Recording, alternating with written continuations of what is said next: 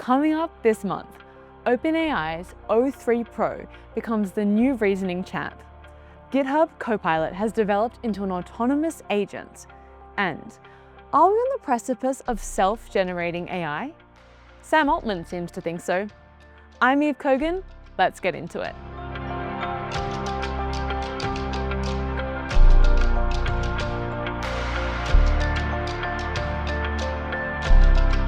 Let's start with the new models. OpenAI has released O3 Pro, its most capable reasoning model yet. Let's have a look at the Twitter release over here. So we can see it replaces the O1 Pro model, and it's doing better at things like science, education, programming, data analysis, and even writing. We can see improved performances in these graphs, and we can see it's available for Pro and Teams users starting today, replacing that old model. It's powerful, but we will note it takes quite a while to think. So we have this AI influencer over here, McKay Wrigley, and he's saying that it can take up to 20, almost 30 minutes in some cases to get a response back. So there's been some criticism about him using this as a measure to highlight the success of the model. Maybe it's a powerhouse, or maybe it's just taking way too long to think. However, what we must note is that if you're going to give this model a question, you've got to make sure it's a question worth thinking about, because you might be there for up to half an hour, similar to deep research. And positively, there has been a price drop, making this O3 Pro model comparable to Anthropic's Claude 4 Sonnet and Google Gemini 2.5 Pro. Speaking of Claude 4, Anthropic has released Claude Opus 4 and Claude Sonnet 4 with the new advanced coding and reasoning capabilities.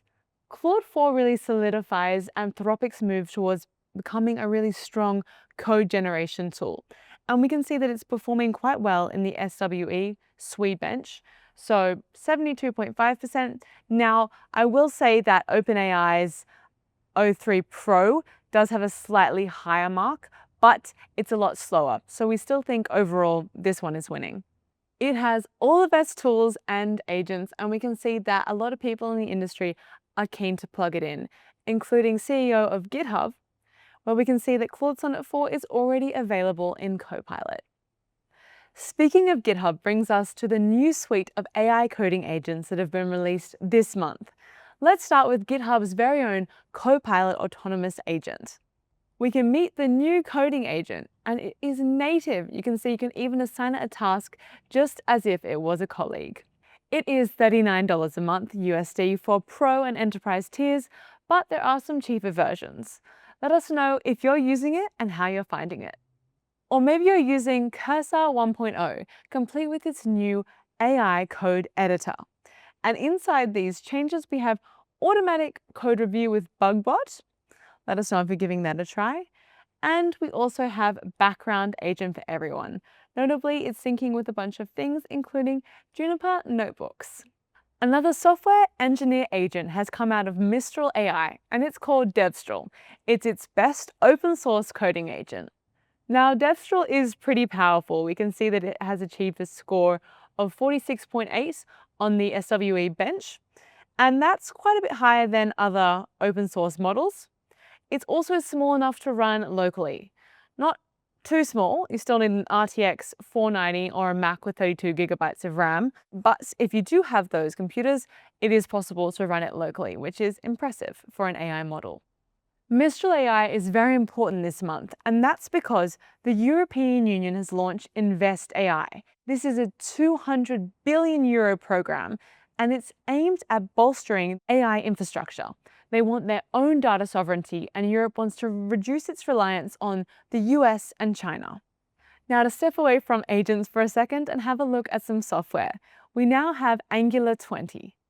You can explore all the latest features here, and some of the cool ones include zoneless mode. So this is basically improved zoneless change detection, ironing over some of those bugs in the last models or some of those slower code patterns.